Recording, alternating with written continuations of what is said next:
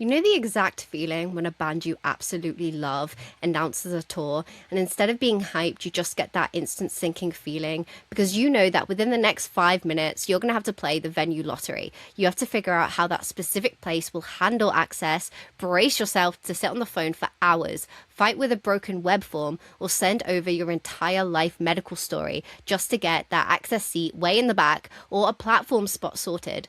Honestly, that exact draining feeling, that is what I call backstage brain rot. Welcome to episode 1. I'm Luna, and if you're alternative, a massive gig goer who is completely sick of the absolute headache of trying to navigate live music with access needs, or if you're just someone who loves the scene and wants to actually learn what it's really like for disabled fans, then you are in the right place and you have found your people. For a long time, there's been this unspoken rule that if you have a disability, you should probably just skip the rowdy metal shows or the massive weekend festivals. We are here to completely rewrite that script. This podcast is for the crowd that refuses to be counted out. The people who are actively breaking down those barriers, and everyone's showing up anyway. We're taking up space in this scene that we love, period. We're going to keep it completely real about what it's actually like navigating gigs and festivals and all of that booking drama. We're going to talk about the stuff that's totally broken right now, but we're also going to be shouting out those people that are trying to make a difference. The bands, the festivals, and the crews. They are trying for us, and we've got to give them a little shout out. And look, it's not just going to be me talking at you every week. Moving forward, we are opening up this backstage door, and I'm going to bring in some guests from all over the scene, including some of my friends. We'll be sitting down with other fans to share the stories. We're going to be talking to artists, festival organizers, and venue management to figure out how we can actually fix this stuff. So for the first episode, let's start with the very first hurdle, trying to buy a access ticket.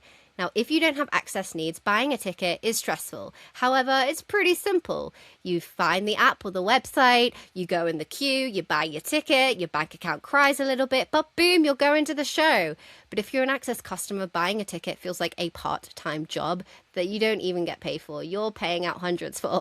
Take the whole situation with accessible booking lines. Normal ticket sales are all online and fast nowadays, but so many venues still force disabled fans onto those phone lines directly just to book a spot. And surprise, surprise, when a massive tour drops, those lines just completely crash. Look at what happened to me last year when I was trying to get tickets for the My Chemical Romance anniversary tour. The hype was unreal, and everyone was panicking because the other dates sold out instantly. I spent over an hour just stuck on hold, praying that I would get through. It got to the point where I finally had to just request a callback because you're just sitting there in limbo. The anxiety unreal. Because we were so worried that it was going to sell out completely, my friend actually went ahead and bought me a normal general admission ticket online as a backup, whilst I was still stuck waiting. By the time the venue access team actually called me back, those general tickets were already sold out. But luckily, I got my ticket. When a venue setup can't handle a massive rush of people, especially access customers, it just means extra work for the fan and the staff, which adds so much unnecessary stress.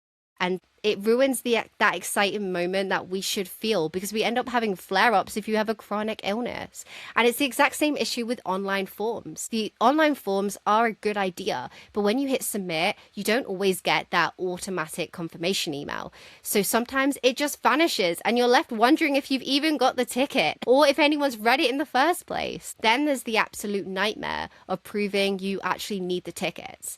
Not as many as it used to be, but they still require you to upload paperwork to a third-party website of your medical files. I understand that they have to make sure that the right people need those spots. However, sometimes if you have that lifelong condition, your paperwork could be 3 months out of their dates. And then what happens then?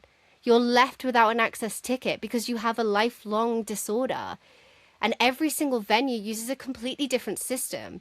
with total different rules. It's a mess. It turns what should be an excitement milestone into a massive admin task every single time a new tour gets announced. And that's the issue. To see how these booking headaches ruin the actual gig day, I recently asked the community to share some of their experiences. And this person told me that they tried to book tickets for a major stadium tour for Green Day. They spent 8 hours trying to get through to the access lines on the day tickets went on sale. You heard that right, 8 hours. After completely failing to get through and finding no direct email on the website, they panicked and bought a general standing ticket, hoping they could sort it out with the venue before the actual show. They tried following it up for weeks, couldn't get through to anyone. When they turned up on the night, the security and box office staff on the ground had no idea what to do with them and didn't know any form of access requirements or need for the whole venue. After spending 30 minutes trying to get up and down a hill in the rain, they finally managed to find a member of staff who let them through a step 3 entrance near the accessibility toilets, but there was only 2 in the whole venue. And that right there is the whole point. When communication is totally broken at the start when you're buying a ticket, it messes things up for the staff working on the floor on the night, and it leaves fans stranded. It leaves the ground crew without the info that they need to actually help those access customers in the first place. We see a different kind of mess when looking at independent festivals or smaller festivals at times too, like the recent Bring Me the Horizon show at Outbreak Fest. Now, if you know anything about this scene, you'll know how insane it was gold dust to try and get those tickets.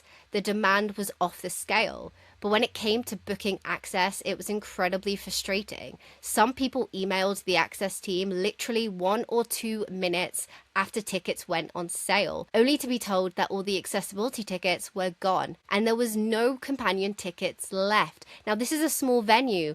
We understood that. But apparently, they changed the website rules on the access tickets, and many people were wondering how many there were there in the first place. To make it worse, people later found out that spaces on the actual kind of platforms up top were being sold off as VIP ticket holders when spaces that could have been used and should have been used for access customers. That is basic visibility for disabled fans, but they've packed it into premium packages for people who just want a slightly better view. It shows you exactly what organizers' priorities really were in that situation. It turns access from a basic right into a luxury perk they can make money off. It completely locks out the people who actually need to be up there just to experience the show safely. And the confusion around that drop just kept going. The organizers said the booking process was strictly first come, first served. However, it later came out that some customers who managed to get the accessibility tickets,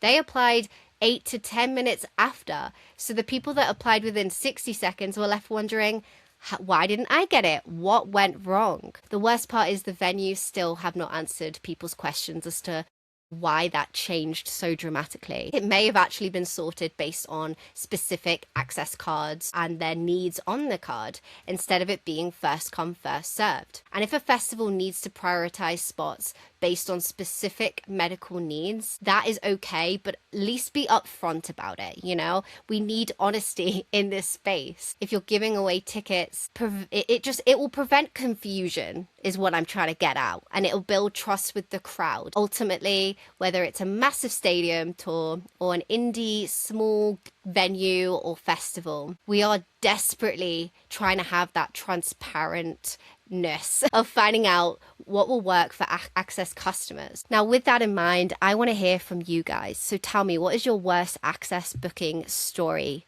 Drop your experience in the comments below and I will read them, and I will be trying to feature some of them stories in my next episode. We can keep talking about this together because it's so important. Thank you so much for hanging out with me today for episode 1. If you want to stay up to date with the show, make sure you hit follow and subscribe and share this with your gig going crew. You can find me on TikTok, Instagram, YouTube, Spotify, all under Backstage Brainrot. Until next time, this has been Luna and Backstage Brainrot, and I'll catch you at my next show.